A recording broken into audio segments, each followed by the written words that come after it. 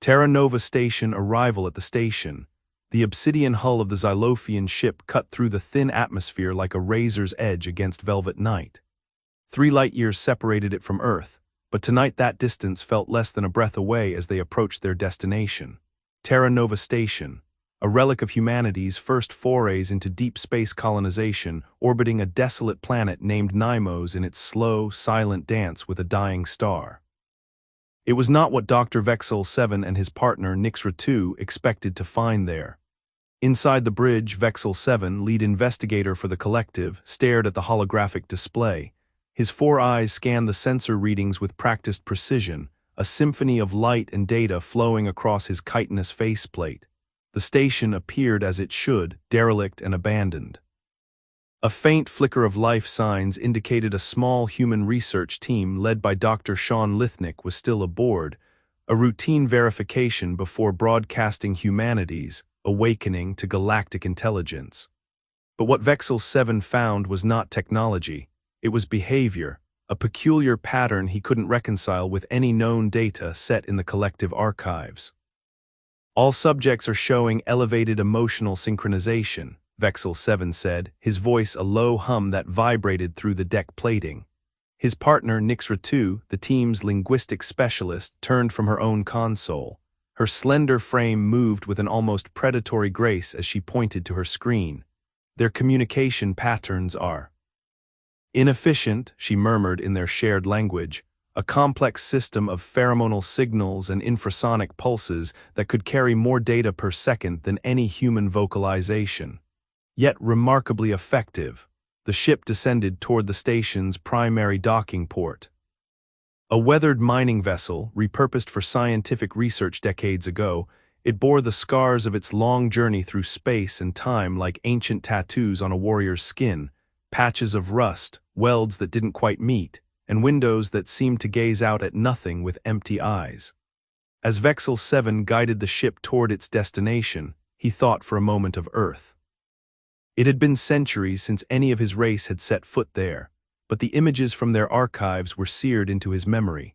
Blue oceans teeming with life where colossal creatures called whales sang their songs to one another through complex vocalizations that resonated across entire continents. Towering forests drinking in sunlight as if it were wine and providing shelter for countless other forms of organic matter. And cities built not of stone or metal, but of light and hope, a concept so foreign to the collective's logic-based existence that Vexel 7 often found himself questioning its reality. He wondered why humanity had never developed a true spacefaring civilization capable of colonizing other planets in numbers worthy of their potential for adaptation and evolution.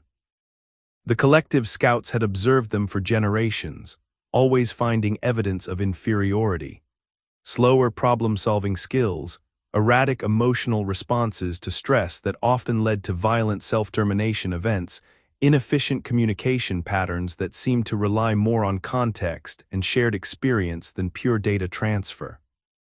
It was like watching an ant colony trying to build a skyscraper out of leaves and twigs when they should be using their own powerful mandibles to carve stone from the very mountainside they stood upon. A species focused on creating individual shelters rather than collective infrastructure. But the recent reports were anomalous. A series of strange signals suggesting humans might have evolved hidden capabilities during their isolation in deep space colonization efforts. Capabilities that suggested a different form of intelligence than the collective had ever encountered before, one that seemed to operate not through logic and reason, but through something akin to creativity or even imagination. Vexel 7 had come to verify that data before announcing humanity's awakening to galactic intelligence, a moment that would define his career and potentially alter the course of the entire collective by either proving them a threat or revealing them as an untapped resource for expansion. He just wasn't sure what they were going to find at the end of their journey, only that it likely wouldn't be simple or predictable. The first contact, as their ship settled into the station's docking bay, a figure emerged from the shadows, Marcus Thorne, commander of Terra Nova Station. His face was etched with deep lines that spoke not of age but of survival and hardship. A scar ran across his left eye like a lightning bolt, and he moved with the practiced economy of a man who had learned to conserve every ounce of energy in a world where it was always at a premium. He didn't smile, he simply nodded once sharply. "You've got 3 minutes before I lock you out," Thorne said, his voice gravelly from disuse but clear with authority. His words were not an invitation, they were a statement of fact. Vexel 7 was taken aback by the commander's efficiency and no-nonsense attitude. It was a stark contrast to their own bureaucratic procedures designed for long-term planning rather than immediate crisis management. "The anomaly," Thorne said, his eyes moving from Nixra 2 to Vexel 7 with cold precision.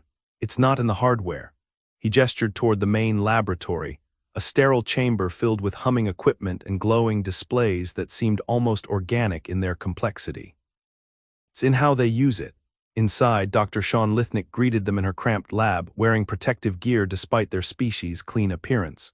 She immediately identified Vexel 7 and Nixra 2 by species signature from the research files, a level of familiarity that surprised him with its lack of deference or apology for not following protocol. "Welcome," she said simply, her eyes holding a depth of understanding that seemed to pierce through his armor. "The demonstration is ready when you are." Lithnick introduced them to Rajiv Patel, one of the station's medical technicians and an expert in both terrestrial and alien physiology from his work as an interpreter for the collective's early missions. He was calm and cooperative in a way that felt unnatural to Vexel 7 given their species' expectations about human stress responses under observation. There was no anxiety or fear, only a quiet focus on the task at hand. "I am ready," Patel said softly, his voice steady as he sat down in a chair facing a complex network of neural interfaces and recording banks that glowed with soft light. Lithnick began to explain the process. It wasn't what they expected. "Unlike Xylofian neural mapping technology," she said, her fingers flying across a console, "our apparatus produces no measurable brain activity patterns." She looked up at Vexel 7, and for the first time he felt like an outsider looking in on something profoundly intimate. Instead, it creates what appears from outside to be nothing more than two humans sitting quietly while one reaches out emotionally. Vexel 7 instruments detected only baseline biological functions and a faint emotional signature that their analytical minds couldn't categorize. It was like trying to understand the smell of rain without having ever been caught in a storm. Then Patel spoke. "Is she here?" he asked, his eyes still closed. "In this room," Lithnick hesitated, a fraction of a second so brief Vexel 7 wondered if he had imagined it. She shook her head almost imperceptibly. "I am connecting to her," Patel said, his voice barely audible now. "Through this machine I can reach into what remains." The silence in the lab was thick enough to cut with a knife. Lithnick initiated the process, a series of soft tones and gentle vibrations that seemed to hum through their very bones. On a nearby monitor, two waveforms appeared, Patel's baseline brain activity overlaid by another signal from his own neural network representing an emotional state they couldn't decipher. It was a complete violation of everything Vexel 7 believed about consciousness transfer. There were no data streams, no maps, no measurable patterns to follow, only feeling. Then it happened. Patel opened his eyes and looked at Lithnick with a clarity that seemed impossible after what he had just experienced. He spoke, but not in English. Instead, he began to recite poetry in Urdu, the language of his late wife's homeland, a language Vexel 7 couldn't understand but could sense the profound emotional weight behind each syllable. When Patel finished, he said softly, "She is not here in the way you think." He turned toward some invisible point beyond the walls of the laboratory, and for the first time since arriving on Terra Nova station, Vexel 7 understood what Lithnick had meant when she described their apparatus as producing no measurable brain activity patterns. The technology wasn't about mapping or transferring consciousness anywhere at all. "This machine lets me reach through time and space," Patel continued, his voice barely audible now, "to feel what she feels when I remember her." The transfer was complete, or perhaps that word was wrong entirely. The waveforms on the screen returned to their baseline rhythm, and Lithnick turned to Vexel 7 with a triumphant smile that didn't quite reach her eyes. "It works," she said simply. We can share memories, emotions, skills with perfect accuracy through empathic connection rather than neural mapping. Vexel 7 stared at Patel in stunned disbelief. The technology wasn't advanced, it was different. It was based on human ingenuity and a deep understanding of emotional states that the collective had dismissed as primitive when they should have been studying it with every instrument at their disposal. How could this be possible? He looked around the lab at Lithnik's quiet confidence, Patel's calm acceptance, and Nix Ratu, whose face was unreadable but whose eyes held a spark of something new, not just professional curiosity but genuine fascination. The suspects. The station thrummed with an energy Marcus Thorne hadn't felt in years. He sat on his command deck chair staring out at Nimos below, its barren expanse a stark contrast to the bustle inside Terra Nova. "Commander," Vexel 7 said, stepping into his field of vision. Its voice was flat, yet there was an underlying tension that Thorne couldn't quite place. "We need to discuss your involvement with the consciousness transfers." Thorne turned to look at the Xylofian investigator. Its eyes glinted in the harsh station lights, reflecting a complexity Thorne hadn't expected from one of its kind. "Use it," Thorne echoed Vexel 7 words back at him, buying time. He leaned forward, resting his elbows on his knees. It was during the crisis of 3472. His voice dropped to a low rumble echoing through the chamber. "We were running out of supplies and my crew, they were tired, broken." Vexel 7 waited, its sensors focused on Thorne's face. "I knew we couldn't keep going like that," Thorne continued, his gaze drifting back to Nimos. "So I used it, the transfers." He paused, then looked directly at Vexel 7. "I swapped consciousnesses with each of them in quick bursts so they could rest while another took their place." Vexel 7 instruments beeped softly as they analyzed Thorne's memories and pheromonal signatures. Thorne knew what it was seeing. Consciousness fragments overlapping simultaneously, yet distinct, each transfer complete without lasting psychological damage. "They didn't report any alteration to their identities after contact," Thorne said, his voice steady despite the memories threatening to overwhelm him. "They simply knew they were being saved by a friend who had shared something before passing out from exhaustion." Vexel 7 processed this in silence for a moment. Then it asked, "Why didn't you report this?" Thorne let out a harsh laugh. "And say what? That I'd been using an illegal consciousness transfer device to save my crew." He shook his head. "I did what worked because people were dying." Sue Warner greeted them from her quiet observation deck, her eyes reflecting the soft glow of her monitor. She was surrounded by stacks of data pads and an ancient mug filled with cold tea.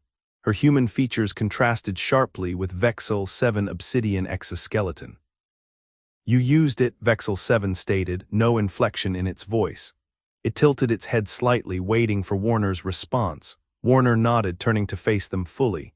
"To learn dying languages faster than natural acquisition would allow," she admitted freely. Her gaze drifted to Nimos, where a distant storm churned across the planet's surface. "And not for selfish academic reasons, to feel their emotional landscape, something my species cannot do through translation alone." Vexel 7 considered this, its sensors flickering as it processed Warner's words. "When is the use of another species' consciousness appropriate?" Warner turned back to face Vexel 7, her expression serious. "When understanding a culture requires more than mere data," she replied softly. Her gaze drifted to Nix Ratu, who had entered silently behind them. "Sometimes it demands true immersion." Dr. Lithnik led them back into her lab, the air filled with a sterile hum and the faint scent of antiseptic. She moved with quiet purpose, as if guided by an internal compass only she could understand. "You used it too," Vexel 7 stated, its voice echoing in the stark environment. Lithnik paused, then turned to face them. "To transfer consciousness fragments from dying patients into my own mind, a personal project born not of ambition but necessity." She spoke softly, her gaze distant as she stared at something only she could see. "I needed to understand their final moments better, to grant them some semblance of peace before they passed." Vexel 7 processed this in silence, its sensors flickering with the weight of new data. As they left Lithnik's lab, it turned to face Thorne, Warner, and Lithnik. "We need to discuss what happens next," Vexel 7 said, its voice echoing in the silent corridor. The three humans exchanged glances, their expressions a mix of apprehension and determination. Whatever came next, they would face it together, not as suspects but as equals, bound by a shared secret and an uncertain future. Nixra too lingered behind them, her gaze fixed on the distant stars visible through the observation deck's window. As she watched the three humans confer with Vexel 7, she couldn't shake the feeling that something fundamental had shifted. Their understanding of humanity, perhaps, or maybe their own species' place in the universe. Only time would tell. The catalyst, the investigation, was about to reach a point of no return when disaster struck. A critical incident that forced Vexel 7 and Nixra 2 to witness human resilience in real time under pressure. It wasn't an attack or sabotage. It was simply a failure, one so mundane yet profound that it threatened everything on the station with annihilation while exposing what their species had overlooked about intelligence all along. The crisis began as a faint tremor through the deck plates, a low-frequency rumble that grew into a violent shaking of the entire structure. NIMOs began emitting radiation spikes affecting station systems, triggering emergency protocols that failed one by one like dominoes falling in slow motion. The primary life support system for oxygen scrubbers malfunctioned during its critical cycle, threatening to suffocate everyone on board within minutes if they couldn't fix it fast enough without any external communication options available, since they were far too distant from any established trade routes or alliances capable of offering assistance, given current galactic tensions and resource scarcity across known sectors. It was a nightmare scenario playing out with the cold logic of physics rather than malice or intent, the kind of thing that tested even the most advanced species' ability to adapt under duress without sacrificing their core principles about who they were as people and what mattered most when facing certain death alone in vast emptiness. Inside, humans responded not with panic or division, but with a strange sort of calm competence born from years living on this isolated outpost. Patel coordinated medical response, while simultaneously translating emergency communications into 3 languages he'd picked up from previous assignments at short notice. Thorne directed evacuation procedures that prioritized vulnerable crew members over equipment, without having to issue commands like some kind of military dictator, since everyone already knew what needed doing, and when based upon shared history together through common purpose. Chen deciphered alien emission patterns not through pure mathematics but linguistic analysis, because she recognized it as a message, not an attack. It was as if all their years of training had prepared them for this exact moment, even though no one could have predicted such an event with certainty given unpredictability inherent within natural phenomena surrounding their solar system's unique gravitational field due to proximity from 2 black holes locked in dance near NIMO's orbit. A condition that made long-term predictability impossible despite advanced predictive models developed by both collectives over centuries observing similar systems elsewhere. The crucial moment came when one crew member suffered cardiac failure during the chaos. Vance didn't attempt standard resuscitation. Instead, she used her accumulated knowledge of consciousness transfer to reach out emotionally, sharing with the dying person memories and feelings that would make their final moments meaningful rather than purely biological cessation. Patel confirmed this was routine procedure for end-of-life care on station, something they called the last goodnight, because it allowed individuals facing inevitable mortality not just acceptance, but a profound sense of being understood before passing into whatever came next. A concept alien to Xylofian culture, where death meant complete severance from consciousness without any lingering emotional echoes or residual memories. Vexel 7 instruments registered what should be impossible, a human transferring conscious experience during death itself, not as data but as pure emotional resonance, not neural mapping. The dying person reported in that brief moment before their own final cessation something Vexel 7 couldn't reconcile with any known physiological process or physical law. They felt like being understood rather than simply ending. It wasn't a miracle to them because they had accepted this as normal for the last few years of working alongside Dr. Vance, who taught everyone on station what mattered most when dealing with terminal illness. and not just following sterile medical protocols designed by those in distant cities who had never actually seen such things happen up close themselves firsthand. Which led Vexil's 7 analytical mind spinning wildly as he tried reconciling contradictory information without finding any logical explanation or way forward, given how everything they knew about consciousness transfer was violated at every level. The choice came down to what mattered most between two possible futures for all involved. Nixra 2 witnessed human communication patterns during this crisis. No commands given without explanation, no authority asserted over people who couldn't comply anyway. Instead, she saw crew members responding not out of fear or obedience, but because they understood each other's needs at that precise moment like a well-oiled machine, operating with perfect synchronicity, even under immense pressure due to resource scarcity, which demanded cooperation rather than competition for survival, while working together toward shared goal despite lacking clear chain command structure established by traditional military protocols. Leading her realizing something profound about how different species optimized for fundamentally different values, yielding completely opposite results depending upon observers' own moral compass.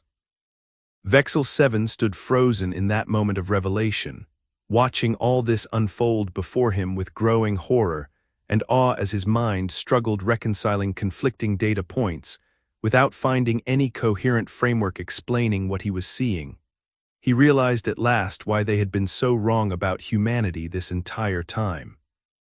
It wasn't their technology or lack thereof, but rather entirely different definition for intelligence itself, based upon emotional depth and capacity for meaningful connection, which proved far more robust than anything Xylofian species could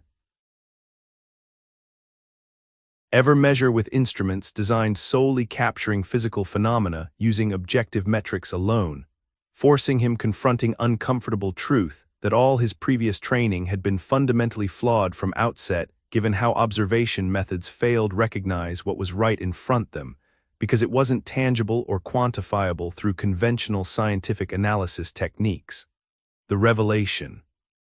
Dr. Vexil 7 stood in his private chamber aboard the Xylofian vessel, a stark room designed for solitary thought and analysis. Yet it felt empty now, devoid of purpose or direction after the revelations that had shaken the very foundation of their understanding about humanity, an understanding they'd built upon flawed assumptions. The dust settled over Terra Nova station, not with silence but with a profound shift in perception. The white light of truth had blinded him to the complexities he'd previously missed, and now everything seemed different, even though nothing had changed except his perspective. The investigation into the strange readings from the station had led them here, to this revelation that threatened their entire civilization's view of itself. The investigators huddled around a hollow display, confronting the central mystery: why humans had developed technology far beyond what their resources or motivation should have allowed. Patel, the human linguist, offered an answer that transcended mere technological advancement. It was about consciousness and connection. Your instruments measure physical phenomena, Patel explained, but consciousness isn't something you can quantify like energy signatures. It's subjective experience formed through shared emotions and mutual respect. Vexil 7 processed this data point, struggling to integrate it into his understanding of intelligence. He'd been taught that intelligence was about logical processing and objective data analysis, not emotions, which were considered a primitive byproduct. Sue Warner added detail from their observations. Humans developed this technology because they understand that consciousness isn't just information processing but also relationship building.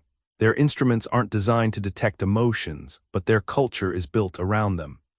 Vexil 7 considered the implications of this revelation. If true, then his entire civilization's definition of intelligence had been narrow from the start. They'd suppressed evidence of similar technology in other species because it threatened their position as galactic authorities, but perhaps it was actually the key to unlocking new levels of intelligence. We've been monitoring resource extraction on isolated systems, Vexil 7 admitted, assuming human inferiority justified our actions. But now I see how very thing we sought to control might hold the key to understanding true intelligence. Nyraxa 2, his linguistic specialist, added her insights. We've always assumed humans were primitive because they didn't communicate efficiently like us. But maybe their inefficiency is precisely why they're able to produce results beyond our current capabilities. Vexel 7 absorbed this new data, reframing humanity not as technologically advanced primitives but emotionally sophisticated beings whose methods contradicted Xylofian norms yet consistently produced superior results. We've been missing something crucial, he concluded. Our definition of intelligence has been incomplete. We need to rethink our core principles, starting with how we educate our young. The revelation weighed heavily upon him as they prepared to return to the station. The humans would have answers rooted not in data analysis but emotional understanding, and perhaps it was time for Vexel 7 and his people to learn from them. The confrontation, Dr. Vexel 7 and Nyxra 2 stood at the crossroads, their decision weighing heavily upon them. The data they'd collected demanded a choice that would determine how they reported their findings. Broadcasting as expected, Nyxra 2 began, will merely perpetuate our assumptions. Her 4 eyes focused intently on her superior, her chitinous faceplate glinting under the harsh lab lights. We've been taught to quantify everything, to reduce complex phenomena into neat data packets, but this is different. Vexel 7 processed her words carefully, his mandibles clicking softly in contemplation. You're suggesting we deviate from protocol, he stated rather than asked. Indeed. Nyxra 2 nodded, her antennae twitching slightly with a hint of defiance. Our instruments cannot detect what makes humanity so intriguing. It's not something you can quantify or measure, it's emotional sophistication. Vexel 7 tilted his head, considering this new perspective. Emotions were intangible, unpredictable variables that had little to no value in Xylofian data sets. Yet here they stood, confronted with the very essence of humanity that defied their understanding. And how do you propose we account for this emotional sophistication? Vexel 7 inquired, his curiosity piqued despite himself. Nyxra 2 hesitated before speaking, as if weighing her words carefully. We should attempt direct experience, she suggested softly, almost tentatively. A consciousness transfer might allow us to understand humanity properly. Vexel 7 eyes widened slightly at the suggestion.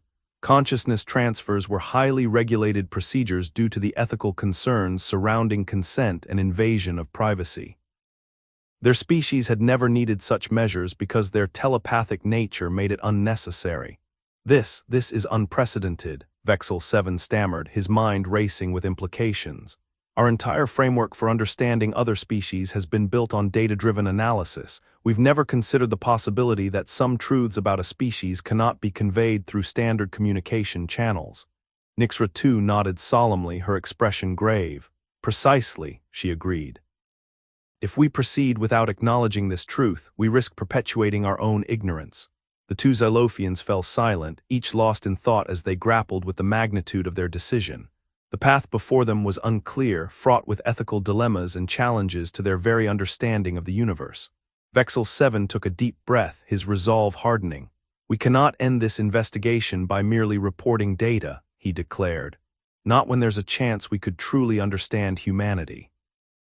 Nyxra 2 offered him a small smile, her eyes gleaming with respect. I'm glad you agree, she said softly. This won't be easy, but I believe it's the right thing to do. As they turned to begin preparations for the consciousness transfer, neither noticed the soft hum of Patel's voice as he entered the room, his expression thoughtful. The crisis communication was about to begin, but little did they know that their decision would lead them down a path that would challenge everything they thought they knew about humanity and themselves.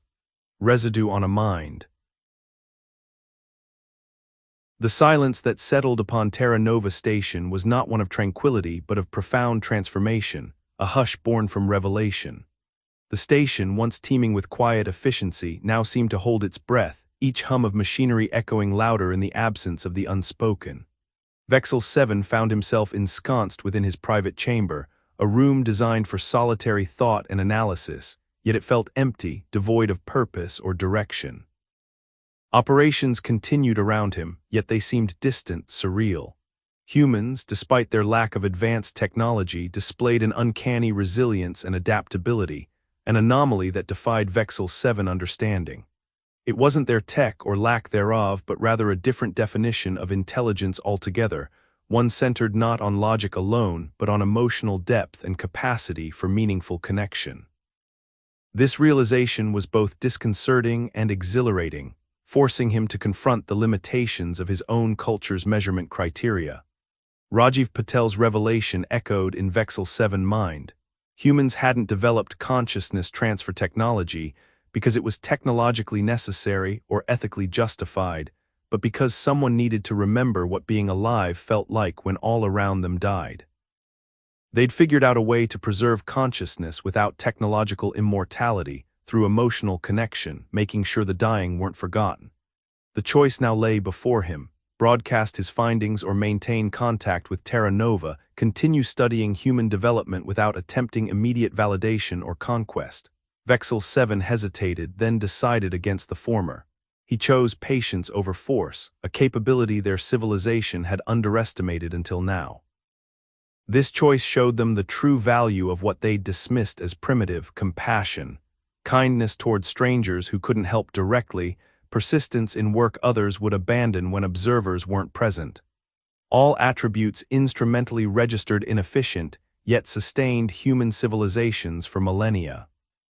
Nixra too began writing her report for collective leadership, but it included something unprecedented: an admission that some findings couldn't be transmitted because they required direct experience, emotional connection to understand properly. This meant their entire communication protocol needed reevaluation, given how it prioritized clarity and efficiency over empathy and nuance. Vexel 7 watched this moment unfold with growing recognition.